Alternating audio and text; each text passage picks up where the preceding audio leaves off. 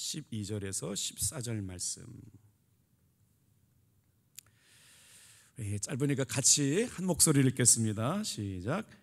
그러므로 나의 사랑하는 자들아, 너희가 나 있을 뿐만 아니라 더욱 지금 나 없을 때에도 항상 복종하여 두렵고 떨림으로 너희 구원을 이루라.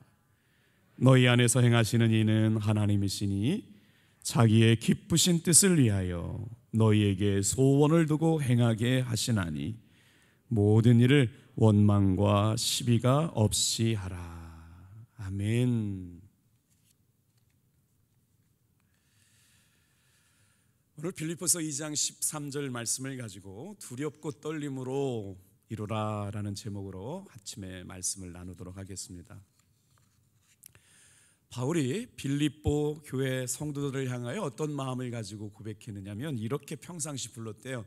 나의 사랑하는 성도들아, 나의 사랑하는 자들아, 이렇게 불렀대요. 어떻게 그렇게 부를 수 있었을까요? 바울은 빌립보에 머문 기간이 그렇게 길지 않았지만 빌립보 교회 교인들은 바울이 온갖 고초를 겪으면서 믿음으로 낳은 자녀들이었기 때문에 사도 바울을 생각하는 마음들이 특별했던 것이죠. 사도 바울이 그 성도님들을 얼마나 사랑했길래 나의 사랑하는 자들아, 이 한마디에 모든 마음의 중심이 담겨져 있는 것이죠. 자, 그렇다면 빌립보 교회를 잠깐 생각해 볼까요? 바울의 선교팀이 루디아라고 하는 사람의 집에서 유럽의 첫 관문이 되는 빌립보 교회가 생겨나기까지는 정말 상당한 우여곡절이 있었습니다. 그런데도 불구하고 하나님께서는 유럽의 선교를 위하여 빌립보의 교회가 개척되어지고 유럽 첫 교회가 생기고 그런 놀라운 복음의 역사를 이루어가게 하셨죠. 자, 사도행전 15장 36절 말씀에 보면 사도 바울의 본격적인 선교 여행, 2차 선교 여행이 시작되거든요. 그러니까 예수님께서 돌아가시고 나서 이제 온 유다와 사마리아와 땅끝까지로 복음이 증거되는 때가 AD 50년경부터인데 지금처럼 길이나 있는 것도 아니고 핸드폰이 있는 것도 아니고 인터넷이 있는 것도 아닌 그때에, 자, 길도 없고 교통수단도 만만치 않은, 마땅치 않은 그때에 이스라엘에서 유럽을 왕래하면서 복음을 전한다는 것이 아마 보통 어려운 일은 아니었을 거예요. 그래서 어떤 성경학자가 사도 바울이 예루살렘에서 유럽을 왔다 갔다 한 그 거리를 측정해 보니까 13,000km가 넘는다는 이야기도 있더라고요. 이제 사도 바울은 다른 곳에서 복음을 전해야 했기 때문에 빌립보 교회를 떠나야 했겠죠. 그리고 나서 이제 드디어 사도 바울이 감옥에 갇히는 이야기가 들려지니까 빌립보 교회에서는 목자를 잃었기에 얼마나 혼돈스러웠을까요? 그 행간에 지금 사도 바울은 빌립보 교회 성도들을 향하여 권면의 말씀을 하고 있는 것이죠. 자, 우리 다 같이 한번 따라해 보겠습니다. 두렵고 떨림으로 구원을 이루라. 한 교회에서 40년 동안 목회를 은혜롭게 잘 하신 목사님이 계셨대요. 그 목사님에게는 특별한 목회의 비밀이 있었는데, 성도님이 이렇게 교회에서 신앙생활하다가 있잖아요. 왜 교회 안에 불평거리가 있고 이런 것 좀 바꿨으면 좋겠다고 하는 이야기들을 다른 분한테는 못하니까 담임 목사님한테 이렇게 얘기하면 목사님이 들고 있었던 검정색 노트 하나를 들고 있다가 성도님이 말씀하실 때 이렇게 말씀하셨대요. 성도님 말씀하세요. 제가 받아 적을게요. 그리고 나서 그 노트 이름이 뭐냐면 교인 불평록이래요. 자, 지금부터 말씀하시는 불평하신 내용을 제가 적겠습니다. 그리고 다 들은 다음에 자, 여기다가 사인하시라고. 제가 이걸 가지고 꼭 성도님이 말씀하신 것을 내가 이행하겠다고. 그러면 성도님들이 하나같이 그런다. 그렇게 사인까지 할 일은 없다고. 40년 동안 교회 안에 원망과 불평이 없이 은혜롭게 잘 목회를 마쳤대요. 저도 노트 하나씩 들고 다니려고요. 자, 사랑하는 성도 여러분, 우리는 어떻게 하면 구원을 두렵고 떨림으로 이루어갈 수 있을까요? 오늘 세 가지 말씀을 묵상하려고 그러는데 우리 한번 첫 번째 따라해 볼까요? 성령이 내 안에 계시면 성령의 근심을 깨닫게 하십니다. 무슨 말씀인가? 우리 로마서 8장 12절 말씀을 같이 한번 읽어볼게요. 시작. 예수를 죽은 자 가운데서 살리신 이의 영이 너희 안에 거하시면 그리스도 예수를 죽은 자 가운데서 살리신 이가 너희 안에 거하시는 그의 영으로 말미암아 너희 죽을 몸도 살리시리라. 오늘 이 새벽에 우리의 마음속에 정말 한 가지를 묵상하고 있습니다. 예수님의 십자가를 묵상하게 되죠. 그래서 우리가 이 말씀을 묵상하면서도 놓치지 말아야 할 것이 있어요. 예수님을 죽은 자 가운데서 살리신 이의 영이 있다는 거예요. 오늘 이 새벽에도 우리가 다른 어떤 것이 아니라 예수를 죽은 자 가운데서 살리신 이의 영이 예수님을 살리셨던 것처럼 오늘 이 새벽도 마찬가지입니다. 그 영이 내 안에 계시면 예수를 죽은 자 가운데서 살리신 이가 오늘 나도, 내 영혼도, 우리의 가정도 살리실 줄로 믿습니다. 교회의 그 역사는 항상 그렇게 써져 있어요. 예수님을 죽은 자 가운데서 살리신 이의 영이 내 안에 거하시면 예수님을 죽은 자 가운데서 살리신 것처럼 너희 안에 거하시는 그 영으로 말미암아 다 같이 한번 선포할까요? 너희 죽을 몸도 살리시리라. 할렐루야. 오늘 이 새벽에 이 은혜를 사모하면서 주님 앞에 올라왔어요. 성령님이 우리 안에 계신다는 증거는 분명합니다. 자, 그 증거가 하나가 뭐냐면요, 성령님께서 우리를 근심하게 하신다는 거예요. 이거는 죄를 지어서 양심을 가책을 받는 것과는 다른 개념입니다. 구원받은 성도에게만 있는 은혜인데요, 자신이 삶에 경건치 못했을 때, 예배와 기도가 무너졌을 때, 용서하지 못하고 살았을 때 누군가 말하기 전에 마음속에 이미 양심의 책망이 느껴지는 거예요. 근심하게 하시는 거예요. 그래서 이 성령의 근심을 어떻게 설명을 쉽게 드릴까 묵상하다 보니까 에베소 4장 말씀에 이런 말씀이 나와요. 30절 말씀 같이 한번 읽어볼게요. 성령의 근심. 제가 안 보여드렸어요. 제가 읽어드릴게요. 하나님의 성령을 근심하게 하지 말라. 그 안에서 너희가 구원의 날까지 인치심을 받았느니라. 오늘 예수 믿고 구원받은 성도에게 하나님께서 은혜를 주시는데 어떤 은혜를 주시느냐?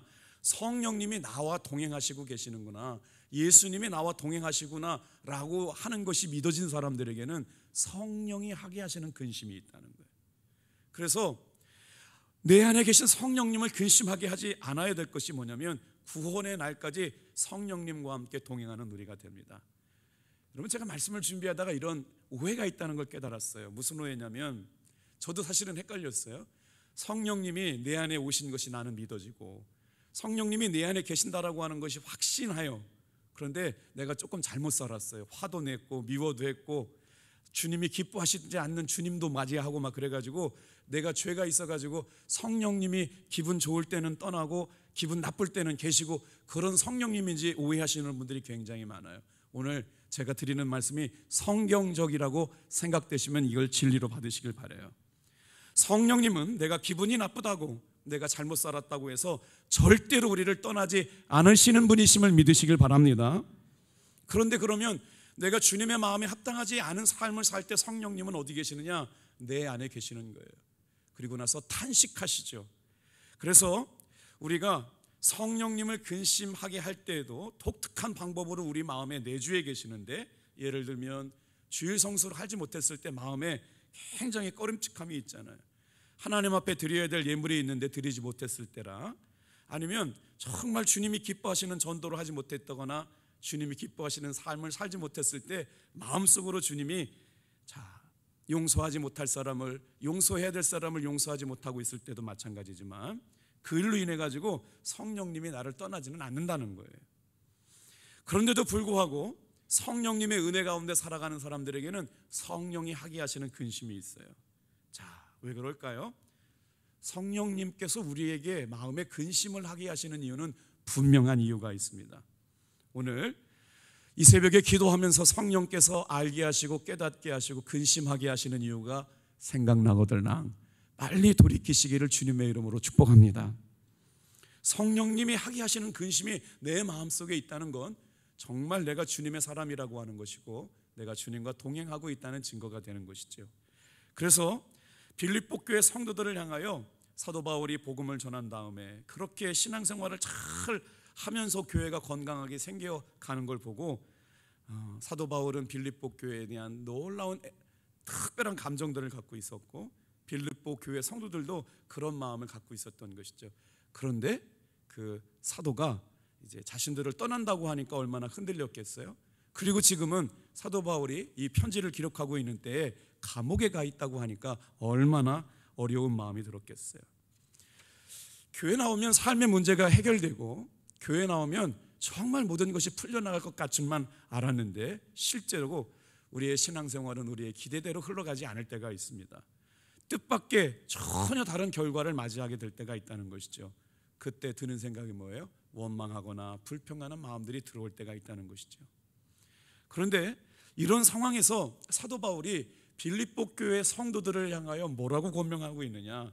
원망하지 말아라, 불평하지 말아라. 그리고 나서 오늘 말씀, 자, 빌립보서 2장 12절 말씀을 들려주고 있는 거거든요. 우리 한번 큰 소리를 같이 한번 읽어볼게요. 시작. 그러므로 나의 사랑하는 자들아, 너희가 나 있을 때뿐 아니라 더욱 지금 나 없을 때에도 항상 복종하여 두렵고 떨림으로 너희의 구원을 이루라. 사랑하는 성도 여러분, 이 문장만 보고 나면 두렵고 떨림으로 구원을 이룬다라고 하는 게 무엇일까? 자, 두렵고 떨림으로 구원을 이룬다라고 하는 말을 자칫 잘못하면 구원의 주체가 내가 될 수 있기 때문에 이거는 내가 구원을 얻기 위하여 뭔가 스스로 열심히 하라고 하는 말이 아닙니다. 본문을 주의 깊게 살펴보면 우리는 이미 예수 그리스도를 믿음으로 말미암아 구원을 받은 사람들입니다. 믿으시면 아멘. 이걸 뭐라고 그러냐면 기본 구원이라고 그래요. 예수님을 믿음으로 말미암아 우리는 구원받을 수 있는 일이 다 끝났어요. 그런데 더 구원을 이루라고 하니까 헷갈리는 거 아니에요? 구원받으면 다 끝난 거 아니냐? 그런데 지금 사도 바울은 빌립보 교회를 향하여 두렵고 떨림으로 너희의 구원을 이루라라고 말씀하시는 거예요. 그 다음이 바로 뭐냐면 이게 성화 구원이에요. 믿음으로 말미암아 구원받은 사람들이 삶의 모습으로 예수님을 닮기를 원하는 삶으로 날마다 거룩한 삶을 향하여 나갔더니 열매가 어떻게 돼요? 빛의 열매를 맺었어요. 하나님의 자녀다운 삶의 열매를 맺었어요. 오늘 이 새벽에도 마찬가지예요. 이 새벽에 예수님을 믿음으로 말미암아 우리는 다 이미 구원받은 예수님의 자녀가 된 줄로 믿습니다. 그런데 날마다 주님 앞에 하나님이 기쁘시게 하는 마음들을 생각하고 살아가는 건 뭐냐면 성화의 삶을 살아가는 것이라고 하는 것이죠. 그래서 사도 바울은 다 같이 한번 따라해 볼게요. 지금 나 없을 때에도 항상 복종하여 두렵고 떨림으로 너희의 구원을 이루라. 십자가의 복음을 묵상하면서 정말 우리 교회가 하나님이 기뻐하시는 복음의 자리, 은혜의 자리, 생명의 자리 여러분 회복될 줄로 믿습니다. 그래서 오늘 성령님은 끊임없이 우리가 첫 번째로 기억했으면 좋겠어요. 성령이 하게 하시는 근심을 알게 하시고 그 근심을 통해서 주님의 마음을 알아서 내가 지금 예수님이 내 안에 계시는 것이 흔들리는 사람이 있다면 성령님께서 하게 하시는 근심을 따라가 보면 분명히 여러분 나와 동행하시는 예수님을 만나고 나의 갈 길을 지도해 주시는 성령님과 함께 할 줄로 믿습니다. 자, 이 순간이 굉장히 중요해요. 우리는 지금 열흘이나 넘는 날 동안 십자가를 묵상하고 있습니다. 저도 그렇지만 우리 성도님들도 일상 중에 다른 일 못 하실 거예요. 예수님만 묵상하고 살고 예수님의 말씀만 묵상하고 하루 1시간 이상씩 기도하는 이때가 성령님이 주시는 생각과 계획을 알게 되는 때가 될 줄로 믿습니다. 자, 두 번째 같이 한번 따라해 볼게요. 성령님의 인도하심을 따라서 두렵고 떨림으로 구원을 이루어 가려고 마음먹는 성도들에게 어떤 일이 일어나느냐 다 같이 한번 따라해 볼게요. 하나님의 소원을 품게 하십니다. 오늘 이 새벽도 마찬가지입니다. 전혀 생각하지 못하고 왔는데 하나님께서 우리의 마음속에 하나님의 생각과 소원을 부어주실 때가 있어요. 이제 12절 말씀 지나고 읽었잖아요. 두렵고 떨림으로 구원을 이루어가는 사람들에게 사도 바울이 말하는 거예요. 하나님의 소원을 부어주시겠다는 거예요. 이미 구원받은 사람들이 거룩한 하나님의 자녀로 빛의 자녀로 하나님이 기뻐하시는 삶의 열매를 맺기를 원하는 사람들에게 다 같이 한번 따라합시다. 하나님의 소원을 주셨다. 자, 빌립보서 2장 13절 말씀 같이 한번 읽어볼게요. 시작. 너희 안에서 행하시는 이는 하나님이시니 자기의 기쁘신 뜻을 위하여 너희에게 소원을 두고 행하게 하시나니. 이 새벽에 하나님의 소원이 여러분 마음속에 깊이 임하게 되기를 축복합니다. 하나님의 소원이 있는 사람과 소원이 없는 사람의 삶의 모습은 천양지차입니다. 하나님이 너희 안에서 행하셔요. 너희 안에서 행하시는 이는 하나님이시에요. 하나님이 다 같이 한번 또 따라해 볼게요. 자기의 기쁘신 뜻을 위하여. 우리 성도들에게 하나님의 뜻을 이루기 위해서 하나님 마음에 소원의 씨앗을 심게 하셨어요. 기도가 뭔지 아세요, 여러분? 기도는 하나님의 소원의 씨앗인 줄로 믿습니다. 그것이 잉태되는 거지요. 잉태되고 나서 싹이 나고 열매 맺고 깊이 뿌리 내려서 하나님의 역사, 꿈이 이루어지는 일들이 일어나는 것. 그래서 이 새벽에는 기도는 해놓고 볼 일입니다, 여러분.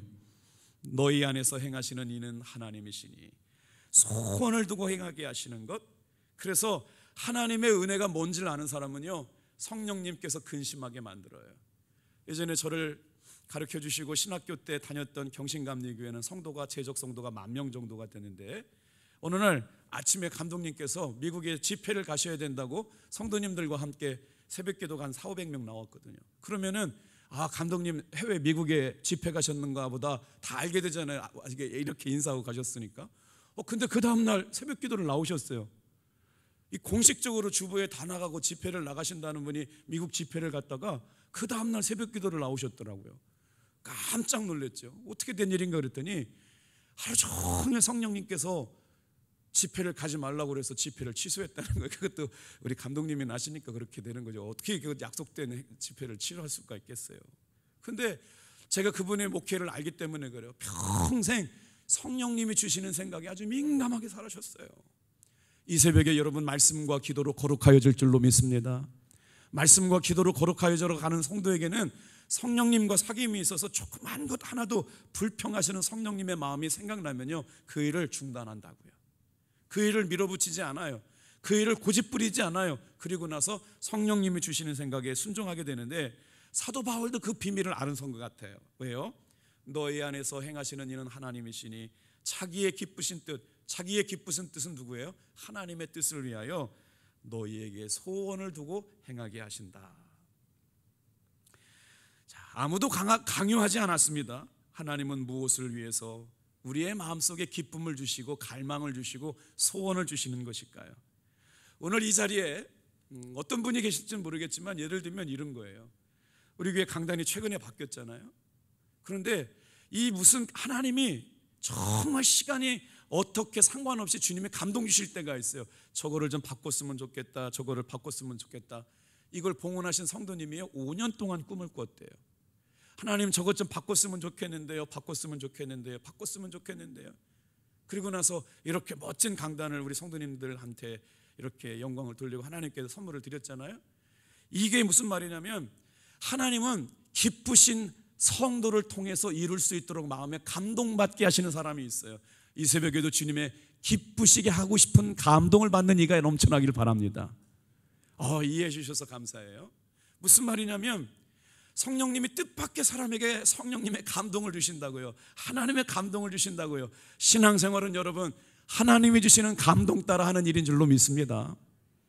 그래서 이 새벽에도 하나님이 주시는 감동이 있어요. 태국에 선교를 갔더니 곳곳마다 교회가 생겨졌더라고요. 그랬더니 교회 안에 어떤 감독님이, 어떤 목사님이, 어떤 권사님이 하나님이 주신 감동으로 봉헌하게 되었다라고 하는 그 교회 안에 이렇게 설명이 있는 것들을 본 적이 있거든요. 그래서 어떻게 그게 가능하겠어요? 돈을 사랑하지 않는 사람은 없잖아요. 그런데도 그분들이 성령님이 주시는 감동을 따라서 해외에 건축을 하고 불교의 나라에 우리 감리교 교회들이 생겨져 나가는 걸 보니까 감동받은 사람들을 통해서 역사가 일어나게 되는 거죠. 선교를 갔더니 우리 교회 교우 중에 한 분이 세상에 태국 어린이들에게 성경책을 주라고 100만 원을 헌금해가지고 태국 어린이들이 모일 때마다 성경책을 나눠주는 일이 있어요. 감동받는 일들이 있다고요.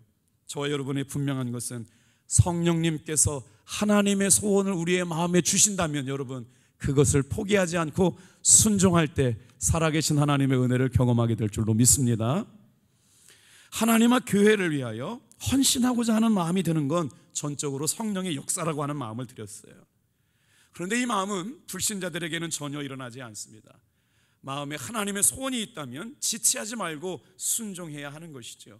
이럴 때 우리는 하나님이 일하시는 것을 경험하게 됩니다. 너희 안에서 행하시는 이는 하나님이시니 자기의 기쁘신 뜻을 위하여 너희에게 소원을 두고 행하게 하시나니. 자, 고든 맥도날드라고 하는 분이 쓰신 영적 성장의 길이라고 하는 책 내용 중에 하나입니다. 영국의 명문대학교를 졸업한 청년이 간디가 이끄는 공동체에 와서 공동체 생활을 하기 시작했다는 거예요.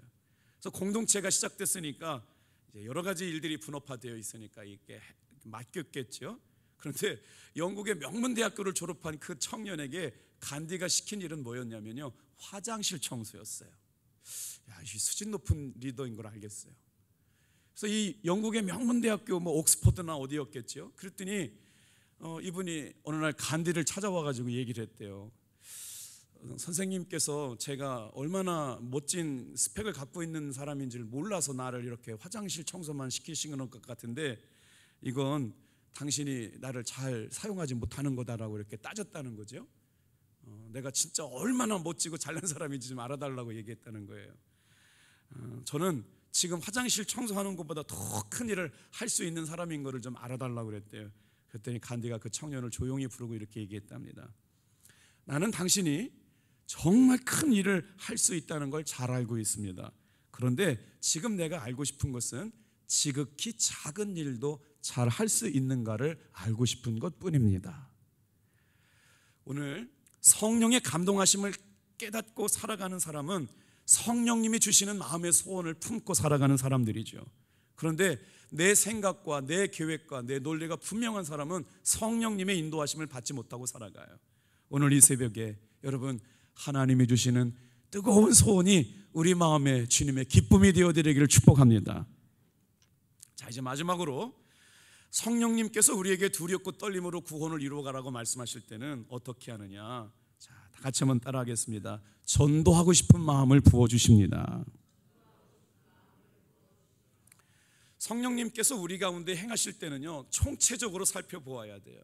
그것이 감정이 돼서도 안 되고 일시적인 기분이 돼서도 안 되는 것인데, 성령님이 우리 가운데서 행하실 때는 놀랍게도 하나님이 우리 마음속에 소원을 품게 하셨잖아요. 그런데 성령님이 지금 일하고 계신다라고 하는 증거가 언제 나타나느냐면요, 성도들이 전도하고 싶은 마음이 생겨날 때 성령님께서 주신 은혜라고 하는 것이죠. 그래서 다 같이 한번 따라해 볼게요. 전도는 하나님의 일입니다. 성령께서 내 안에 계시다라고 하는 증거가 왜 전도하는 일일까요? 마태복음 10장 19절에서 20절 말씀을 같이 한번 읽어보겠습니다. 말씀을 전할 때 성령님께서 우리 안에 전할 말씀을 주시겠다는 말씀이에요. 같이 읽어볼게요. 시작. 너희를 넘겨줄 때 어떻게 또는 무엇을 말할까 염려하지 말라. 그때 너희에게 할 말을 주시리니 말하는 이는 너희가 아니라 너희 속에 말씀하시는 이 곧 너의 아버지의 성령이니라. 요즘 전도하는 일에 마음을 쓰고 계시는 성도님들 계시죠? 그런데 오늘 이 말씀이 우리에게 얼마나 위로가 돼요. 전도할 때 입술이 둔해서 말을 잘못해서 전도를 정말 쑥스러워하는 분들 계실 텐데, 마태복음에 지금 10장 말씀에 우리가 무엇을 말할까 염려하지 말라. 그때 너희에게 말을 주리라. 사랑하는 성도 여러분, 영혼 사랑의 마음이 준비되면 그 상황과 형편에 따라서 성령께서 입술을 열어 말하게 하심을 믿으시길 바랍니다. 그때 너희에게 할 말을 주시겠다는 거예요. 말하는 이는 너희가 아니라 너희 속에 말씀하시는 이 너희 아버지의 성령이니라. 오늘 성령님이 주시는 감동 따라서 근심하게 하고, 성령님이 주시는 마음의 소원을 품고, 성령님이 누구한테 찾아가라고 하시는지, 누구에게 전도하게 하시는지를 잘 분별해서 다 같이 한번 따라하겠습니다. 전도는 하나님의 일입니다. 우리가 이제 4월 9일 날 2023년 행축 선포주의를 하려고 그래요. 성령께서 분명히 역사하시고 우리가 하나님이 주시는 감동을 따라서 주님이 인도해 가시는 대로 순종하게 될 때마다, 여러분, 우리 마음속에 하나님의 일을 하게 되는 일이 전도라고 하는 게 얼마나 멋진 말입니까? 생명이 생명을 낳고 복음이 복음을 낳는 일을 경험하게 될 줄로 믿습니다. 자, 우리의 삶에 한 사람이 온다는 것은 실로 어마어마한 일입니다. 우리 교회에 새 가족들이 지금 많이들 오고 계시잖아요. 그런데 저는 그때마다 이런 생각이 들어요. 한 사람이 온다는 것은 실로 어마어마한 일이다. 그의 과거와 그의 현재와 그의 미래가 함께 오기 때문이다. 사랑하는 성도 여러분, 정말 우리는 생명이 생명을 낳고 복음이 복음을 낳는 복음의 재생산이 일어나는 교회가 될 때 건강한 교회가 될 줄로 믿습니다. 예수님의 십자가가 생명이 된 사람은 담대하게 복음을 전하게 하시길 바라고요. 그 복음을 전할 때 나는 정말 부족하고 연약하지만 무엇을 말할까 염려하지 말라. 너희에게 그때 말할 말을 주시리라. 너희 속에 말하는 이는 누구시냐? 너희의 아버지의 성령이시라.